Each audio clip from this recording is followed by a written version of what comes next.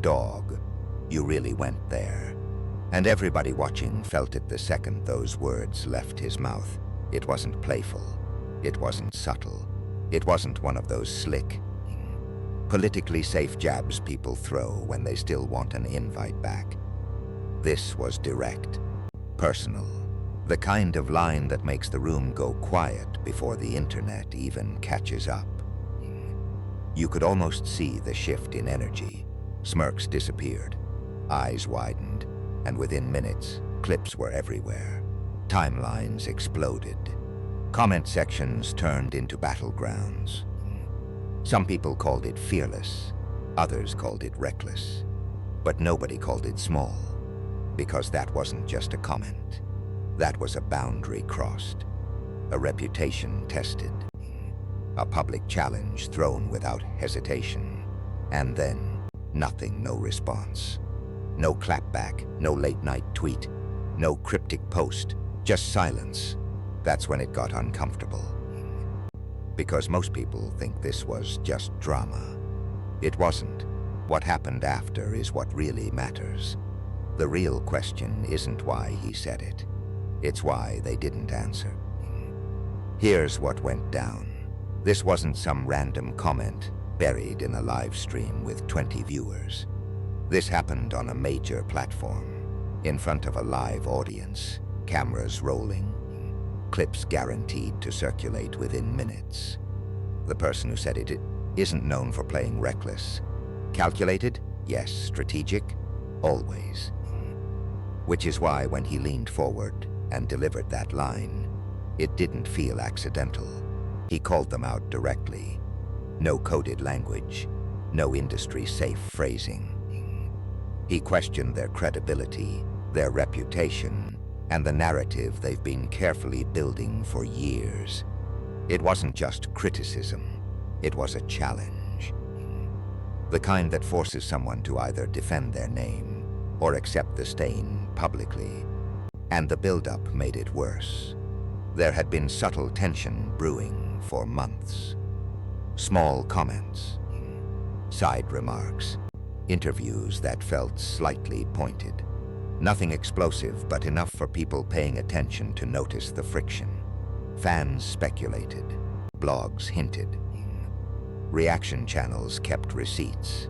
So when this moment happened, it felt like the match finally hitting dry gasoline. The room reacted instantly. A few nervous laughs, a couple stunned expressions. Someone tried to shift the energy, but it was too late online. It spread like wildfire. Within an hour, clips were stitched, reposted, analyzed frame by frame. Headlines exaggerated it. Comment sections split into teams. Supporters praised the boldness. Critics called it clout chasing. Everyone agreed on one thing, though. A response was coming. Because that's how these things go. When someone throws a public punch like that, the other side swings back. That's the unspoken rule. Especially when reputation, pride, and influence are involved. People expected a statement, a rebuttal, a live stream breakdown. At the very least, a cryptic post to let everyone know they weren't backing down. Instead, nothing. Hours passed, then a day. No tweets, no interviews, no leaks from sources close to the situation. Just business as usual. And that's where the tension really started to build. Humans are wired to expect dominance battles to escalate. When someone challenges authority, we anticipate retaliation. It's storytelling instinct. Conflict demands continuation. So when it doesn't happen, our brains scramble to make sense of it. Is it fear, strategy, legal pressure, or something else entirely? The part everyone clipped and shared isn't even the part that matters. It's what didn't happen that changed everything. Because silence, in a moment designed for noise, feels intentional. To understand why that moment hit so hard, you have to understand the rules it violated. There's an unspoken code in public spaces, especially at that level. You can critique someone's work. You can question decisions. You can even throw light shade if it's wrapped in humor. But you don't attack the foundation of someone's reputation in front of an audience that large, unless you're ready for war. And that's exactly what made it different. This wasn't safe criticism. Safe criticism sounds analytical. It leaves room for interpretation. It gives the other person dignity. What he did was direct confrontation. He didn't critique around the edges. He went straight to the core and pulled on the one thread that holds everything together: credibility. He challenged hierarchy in any industry. There are levels. Some people are established. Some are rising. Some are protected by years of positioning and alliances. When someone publicly questions a figure higher in that hierarchy, it disrupts the order. It signals either extreme confidence or extreme recklessness. Sometimes both. And then there's the reputation factor. Reputations aren't built overnight. They're curated, managed, protected. Every interview, every collaboration, every public appearance contributes to that image. The line he delivered didn't just criticize a decision. It implied something deeper about character and authenticity. That's what made it sting. It also attacked the public image. There's a difference between subtle shade and a blatant call-out. Subtle shade gives plausible deniability. You can laugh it off. You can pretend you misunderstood. A blatant call-out removes that comfort. It forces everyone watching to choose a side. It forces the person targeted to either defend themselves or absorb the narrative. Most people in those spaces play politics. They speak in coded language. They protect relationships. They think about sponsorship plus partnerships, long-term optics. He didn't. He said it raw. No cushioning. No PR-friendly filter. That kind of boldness shifts perception instantly. Some viewers see courage. They think finally, someone said what needed to be said. Others see disrespect. They think lines were crossed that shouldn't have been. But either way, the speaker gains something: attention, authority, the image of someone who isn't afraid. And the more you unpack the line, the more intentional it feels. The wording wasn't accidental. The timing wasn't random. The setting amplified it. It was delivered in a space where silence from the other side would be noticeable. That's strategic. Because when you call someone out in private, it's a disagreement. When you call them out publicly, it's a statement. If you missed this detail, you completely missed why it hurt. It wasn't just what was said, it was where it was said, how it was said, and who it was said to. That combination turned a comment into a challenge. Now we get to the part that actually matters. Not the line, not the shock, not even the reaction, the silence. Because when someone throws a public challenge like that, the easiest thing to do is respond. Fire back. Drop a statement, post a clip. Let the world know you're not the one to play with. That's the emotional instinct. That's what most people would do, but they didn't. And that forces us to consider three possibilities. First, strategic silence. Strategic silence isn't weakness. It's restraint with intention. When you understand that attention is currency, you become careful about where you spend it. A response would have extended the life of that moment. It would have validated it as worthy of a back and forth.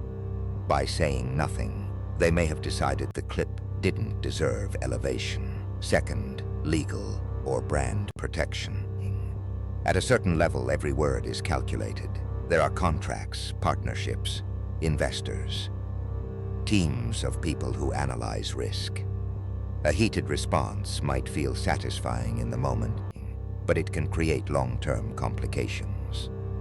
Defamation issues, sponsor discomfort, narrative shifts that are hard to reverse. Sometimes silence isn't personal, it's procedural. It's the brand choosing stability over ego.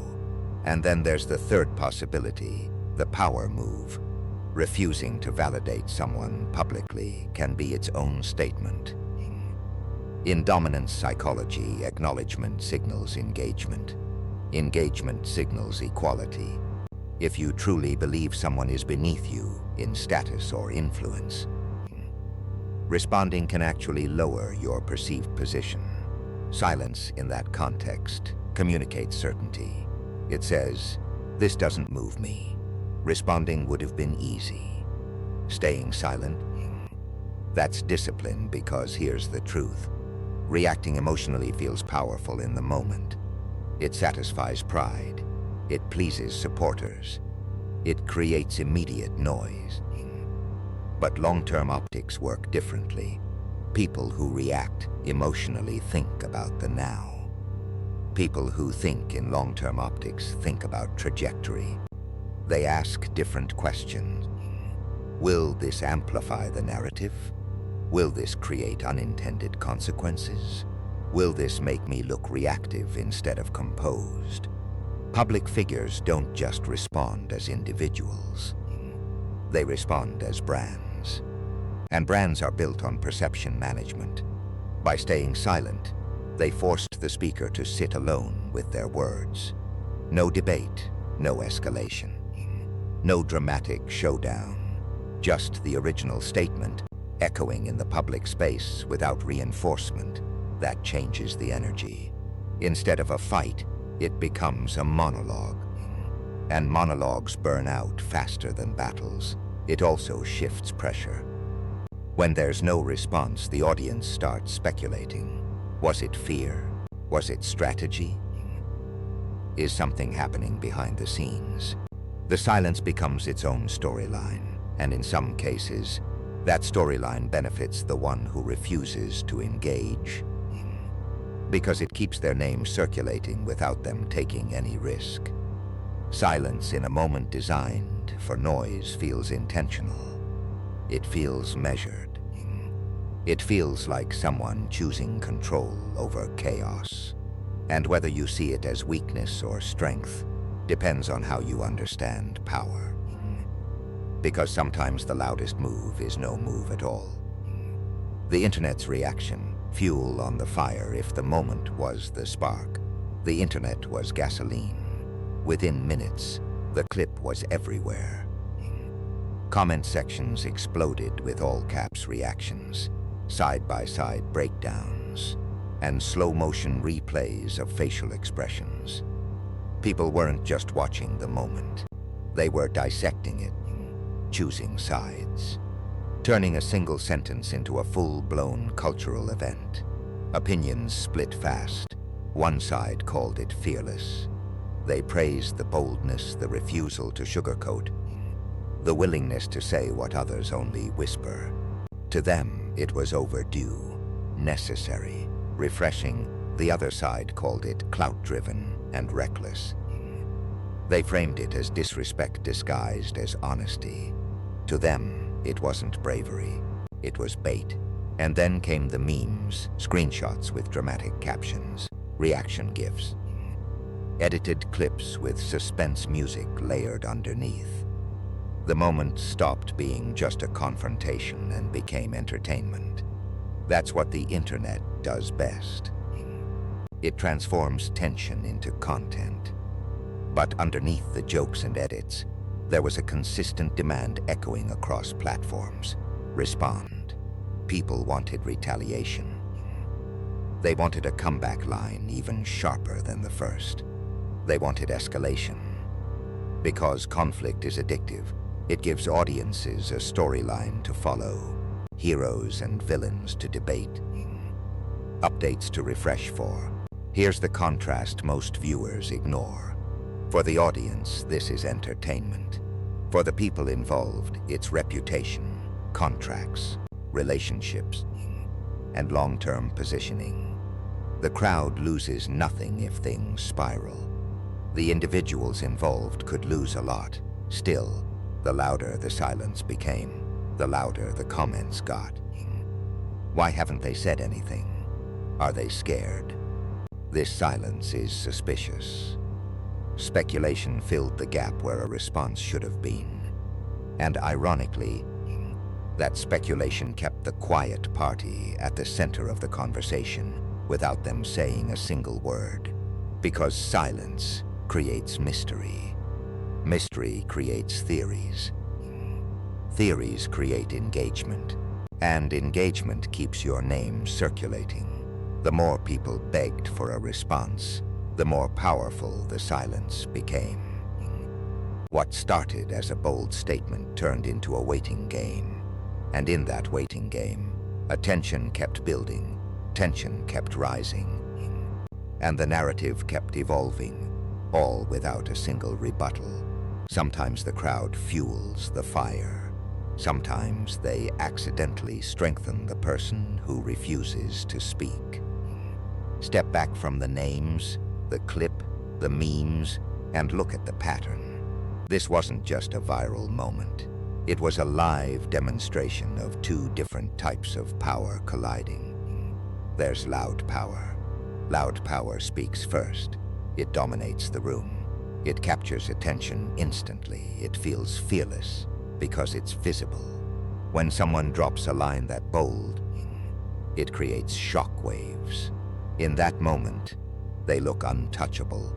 But then there's quiet power. Quiet power doesn't rush. It doesn't flinch. It doesn't feel the need to prove itself publicly.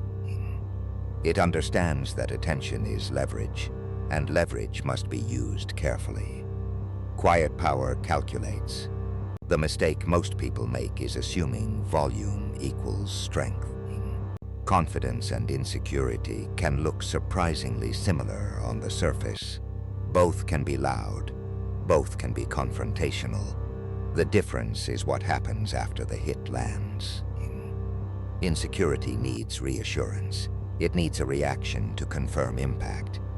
Confidence doesn't. Ego battles are immediate. Calculated restraint is patient. Think of it like a street fight versus a chess match. In a street fight, the goal is domination in the moment. Swing hard, swing fast, establish fear. It's emotional, reactive, fueled by adrenaline. In chess, you don't respond to every move with aggression. Sometimes you let your opponent advance. Sometimes you ignore a minor threat because you see 10 moves ahead. You're not trying to win the moment. You're trying to control the board. Sometimes the person who speaks first feels powerful. Sometimes the person who doesn't respond controls the board. And that's what makes this situation so layered. On the surface, it looks like one person had the courage to go there, while the other didn't have the nerve to answer. That's the simple narrative. It's dramatic. It's satisfying. But the deeper narrative asks a harder question. What if the silence wasn't fear? What if it was certainty? Certainty doesn't panic when challenged. Certainty doesn't scramble to defend itself in front of a crowd. It understands that reputation built over years isn't destroyed by one viral clip. It understands that reacting can sometimes shrink you to the level of the person provoking you. Real power often looks boring in the moment. It looks uneventful. It denies the audience the explosion they crave. But over time, it reveals itself in stability, positioning, and sustained influence. If you think the loudest person wins, you're playing the wrong game. Because winning the moment and winning the long game are two different achievements. And the silence in this situation forces you to ask which one actually matters more. Going there publicly feels powerful. It feels fearless. It feels like you're stepping into a moment that could define you. And sometimes it does. But bold callouts come with risk. most people don't see. Reputation is fragile. When you challenge someone openly, especially someone established, you're not just confronting a person. You're confronting their network, their allies, their silent supporters. Industries have long memories. Executives remember who disrupts the room. Collaborators remember who makes situations uncomfortable. Even if the audience cheers, decision makers may take notes quietly. There's also the bridge factor. Every industry runs on relationships. Today's rival could be tomorrow's opportunity. Publicly forcing tension can burn connections that might have benefited you long term. And once a bridge is burned in front of millions, rebuilding it becomes nearly impossible without swallowing pride. Then there's audience backlash. Audiences are loyal until they're not. The same people praising boldness today can label it arrogance tomorrow. Public opinion shifts fast. If the narrative turns, that viral moment can be reframed as reckless instead of brave. Bold moves can elevate you. They can position you as authentic, unapologetic, different from the politically safe crowd, or they can isolate you. Short-term virality feels like momentum. Views spike. Followers increase. Engagement surges. But long-term positioning asks a different question. What doors did that moment open? And what doors did it quietly close? Moments like this build careers, or quietly end them. When you strip away the headlines, the memes, and the outrage, this was never just about what was said. It wasn't just about disrespect. It wasn't just about someone being bold enough to cross a line. It was about pressure, about hierarchy, about who blinked and who didn't. One person chose to speak loudly. The other chose to say nothing. And somewhere in that contrast is the real lesson. Silence can be power. Boldness can be risky. And perception will always shape the story more than facts alone. The crowd will tell you the loudest person won. The timeline will reward the sharpest line. But real life isn't a comment section. It's positioning. It's patience. It's knowing when to react and when to let the noise burn itself out. The real lesson isn't about them. It's about how you move when someone tests you. Because eventually, everyone gets tested. And how you respond or don't defines you.